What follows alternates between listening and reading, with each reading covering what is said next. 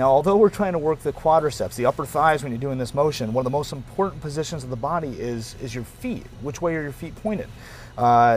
Whether you point them outward like this is called plantar flexion, like plantar warts, and then dorsiflexion, pulling your toes back. So it's flexion or flexion, plantar or dorsi. And dorsiflexion, when your toes are pulled back towards you, and you can do this. So if you're just sitting down on your couch right now, you're not on a machine.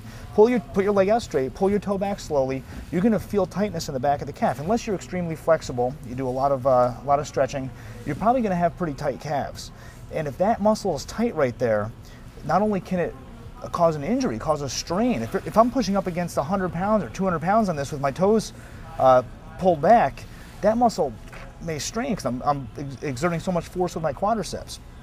So you can strain that muscle, but also there's something called reciprocal inhibition. Reciprocal inhibition. And basically the reciprocating muscle group, the opposing muscle group, is inhibited. It's not contracting as hard as it possibly could contract because of that stretch.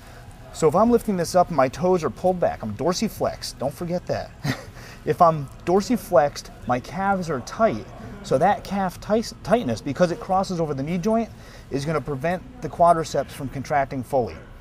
These muscles will not contract with their maximal force because this is tight. It's a protective mechanism. Basically, your body's protecting itself from straining the calf because it's in a tight position.